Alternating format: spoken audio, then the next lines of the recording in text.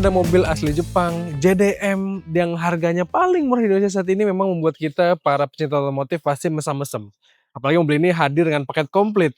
Udah murah, irit, dan canggih pula. Tapi jangan buta akan semua itu, karena kami udah ngetes lengkap mobil ini, ngetes panjang Daihatsu Rocky Hybrid, dan menemukan bahwa mobil ini sedikit lagi sempurna.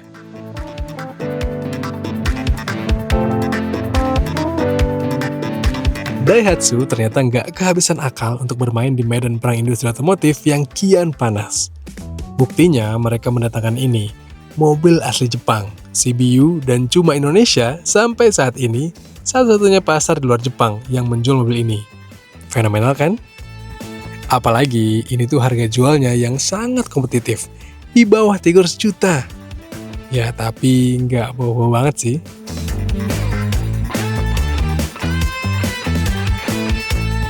Kompetitif memang kalau kita bandingkan Daihatsu Rocky Hybrid ini dengan rivalnya asal Jepang, yaitu Suzuki Fronx SGX.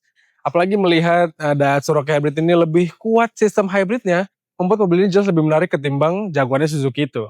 Tapi Daihatsu jangan lupa bahwa di pasaran saat ini ada Chery Tiggo Cross CSH yang dijual dengan harga yang memang sedikit lebih mahal ketimbang Daihatsu Rocky Hybrid, tapi dengan ditawarkan dimensi lebih besar, mesin lebih powerful, dan sekertas, serta lebih canggih, pasti membuat calon pembeli Daihatsu Rocky Hybrid mungkin bisa menimbang-nimbang dan malah bisa jatuh hati kepada jagoan Chery.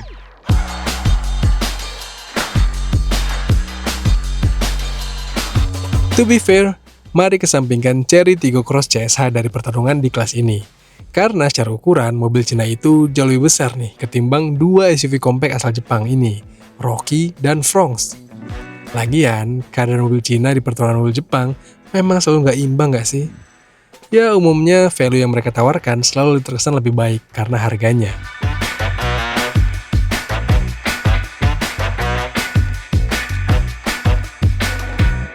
Secara tampilan kalau dihadapkan untuk memilih antara Suzuki Fronx atau Daihatsu Rocky ini jelas keduanya bermain dengan karakter yang berbeda. Suzuki Fronx lebih radikal, desainnya lebih aerodinamis, lebih sporty, sementara Rocky Hybrid ini tampilannya lebih konservatif. Lebih rasanya bisa untuk memuaskan banyak orang dan lebih dewasa looknya. Dan kalau kita bertanya-tanya, apa sih bedanya desain Daihatsu Rocky Hybrid dengan Daihatsu Rocky biasa?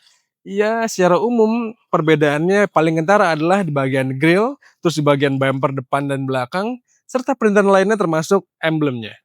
Kalau kita lihat dari samping, memang Suzuki Fronx itu yang mengusung desain model coupe atapnya terlihat lebih dinamis, terlihat lebih cakep gitu, lebih gampang disukai. Tapi kalau kita mau bermain konservatif, low profile, Daihatsu Rocky Hybrid ini not bad secara desain. Apalagi secara dimensi, mobil itu tergolong lebih tinggi, lebih kelihatan normal ketimbang Suzuki Fronx, sehingga secara akomodasi jelas ini mungkin lebih bisa diandalkan. Ngomong-ngomong soal akomodasi, jelas mobil ini mengusung bagasi yang lebih besar ketimbang Suzuki Fronx. Apalagi mobil ini tuh bisa diekspansi juga dengan melipat joknya. Terus di bagian bawahnya ada kompartemen penyimpanan yang lebih banyak karena Daihatsu Rocky Hybrid ini nggak dibekali dengan ban serep.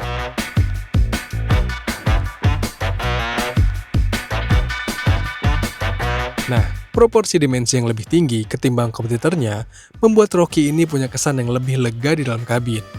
Fasilitasnya juga cukup aja lah untuk mobil harian di dalam kota.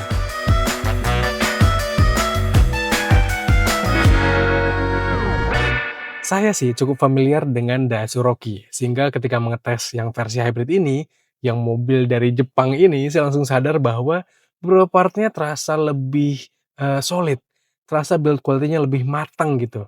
Meskipun nggak bisa dipungkiri bahwa Daihatsu Rocky just being Daihatsu Rocky gitu ya, beberapa part masih terasa ada bunyi rattle, ada yang mengganggu gitu ketika kita ngelewatin jalan yang kurang mulus. Jadi itu harusnya jadi catatan bagi Daihatsu. Oh iya, satu hal lagi yang berbeda antara Rocky Hybrid asal Jepang dengan Rocky biasa adalah head unit si hybrid ini lebih besar dan jauh lebih interaktif. Terus bisa terhubung ke Apple CarPlay dan Android Auto pula. Terus ini nih, AC-nya lebih komplit, bisa atur sampai suhu hangat, dan bisa sesuaikan arah semburannya. Udah gitu, saya sih lebih suka ya sama desain pengaturannya yang klasik ini.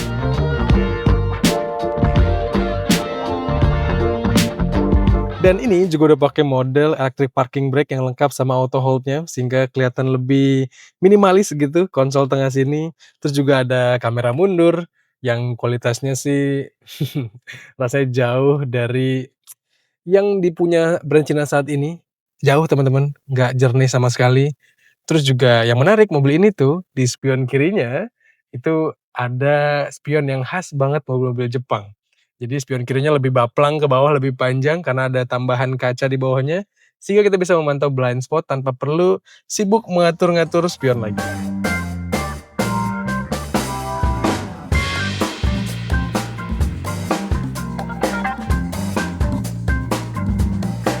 Nah, tapi dengan segala kelebihan itu, Rocky Hybrid ini entah kenapa pengaturan setirnya terasa minim banget deh. Setidaknya untuk mengatur volume masih harus meraih head unitnya. Terus pengaturan ADAS-nya nanggung, karena yang ada tombol fisiknya cuma untuk matiin collision warning dan assist brake. Sementara untuk mengatur lane departure-nya harus akses panel clutternya ini nih, jadi nggak praktis deh.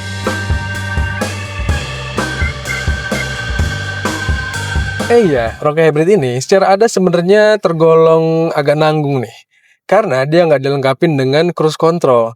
Itu kenapa setir sebelah kanannya ini kelihatan polosan aja. Dan kalau kita bicara soal fitur, ada yang menarik di mobil ini yaitu fitur SPDL. Ada tombol di sebelah kanan sini yang sebenarnya secara default juga mobil ini ketika nyala akan langsung aktif sistem SPDL-nya atau Smart Pedal-nya. Dengan fitur SPDL ini, Smart Pedal ini, kita jadi bisa ala-ala kayak one pedal driving gitu. Jadi kalau kita misalnya males pindah-pindah kaki antara ke pedal akselerator, pedal gas, ke pedal rem, ya kita tinggal pakai fitur ini sehingga kita bisa ngegas, terus ngerem, ngerem pelan-pelan dengan ngelepas gasnya. Memang perlu pembiasaan sih ketika pakai fitur ini, dan sayangnya ini secara default fiturnya langsung nyala. Kalau saya sih prefer sebenarnya mobil ini secara default ketika nyalain mobil, ya fitur itu tuh nggak nyala dulu. Tapi ya lambat laun pasti terbiasa lah.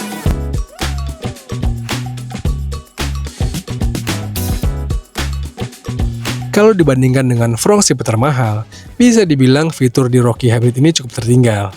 Tapi, satu hal yang dibanggakan Daihatsu dan harusnya jauh mengungguli Fronx adalah teknologi hybridnya. Daihatsu membekali mobil ini dengan teknologi hybrid yang jauh lebih advance. Rocky Hybrid pakai sistem hybrid serial, mirip dengan e-powernya Nissan, di mana mesin bensinnya hanya bekerja untuk mengisi baterai, dan mobil akan selalu melaju pakai motor listrik.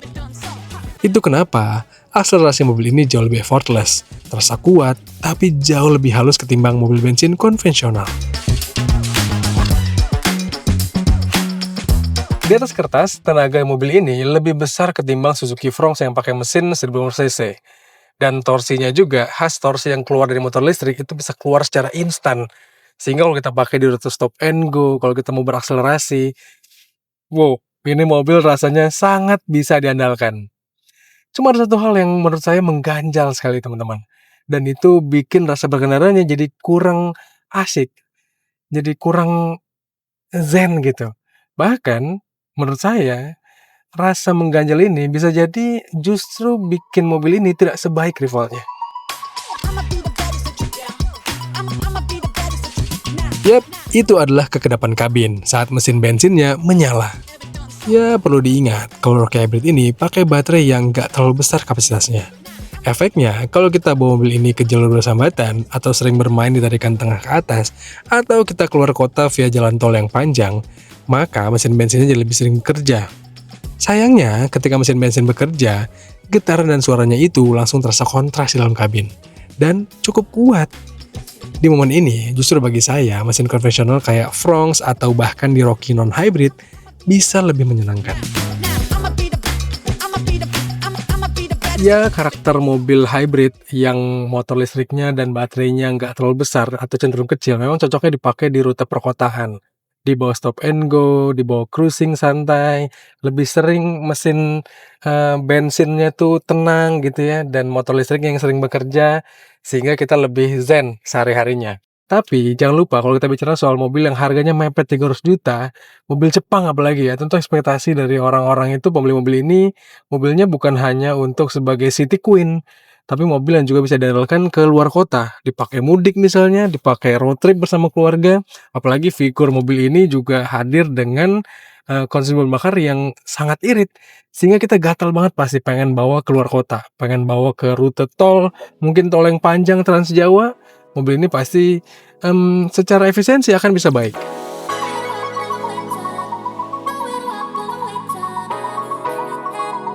Meski menurut saya itu bukan deal breaker, karena kegelapan kabin sebenarnya bisa aja diperkuat dengan tambahan peredam di beberapa bagian.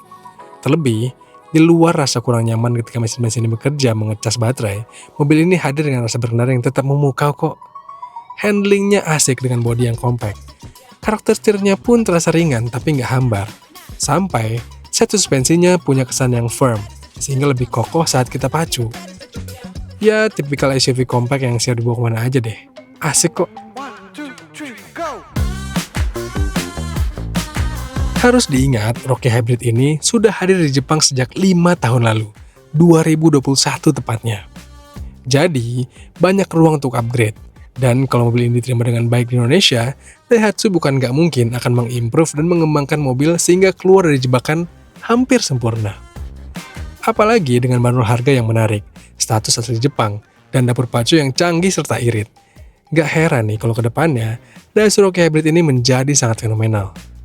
Cuma menurut kami, mobil ini masih punya ruang untuk penyempurnaan, khususnya agar lebih siap dipakai di berbagai skema perjalanan. Tapi kalau kita sering main di tol, main di tarikan tengah ke atas, ya mau nggak mau mesin bensinnya sering bekerja. Dan bagi saya, entah kenapa raungan mesinnya, getarannya, membuat mobil ini kabinnya menjadi tidak menyenangkan. Karena kegedapan kabinnya kurang begitu baik.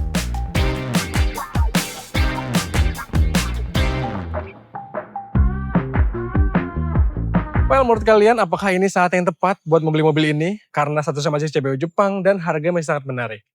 Atau menurut kalian mendingan beli Suzuki Fronx? Atau kompetitor lain di kelas ini? Gimana pendapat kalian?